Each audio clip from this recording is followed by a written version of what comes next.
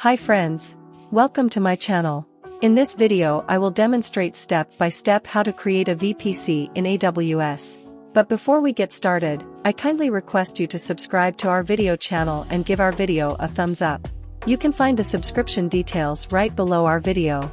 Creating a virtual private cloud, VPC, in Amazon Web Services, AWS, is a fundamental step when setting up your infrastructure.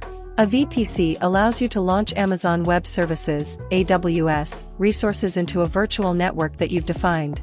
Here are the general steps to create a VPC in AWS. Sign into the AWS Management Console. Go to the AWS Management Console.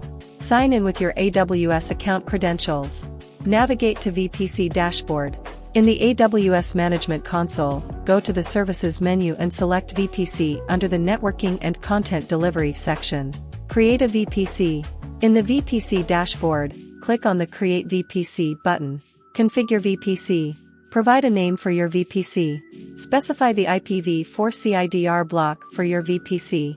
This is the IP address range in CIDR notation, like 10.0.0.0/16.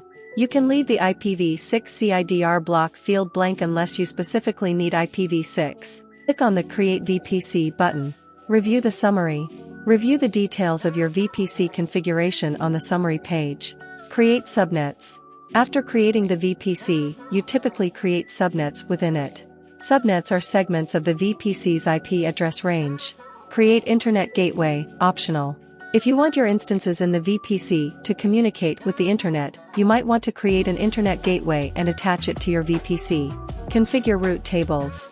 Associate the subnets with route tables, and configure route tables to control the traffic between subnets and the Internet.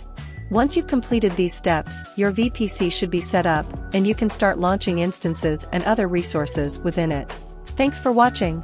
Please subscribe to motivate me to bring up more contents on AWS.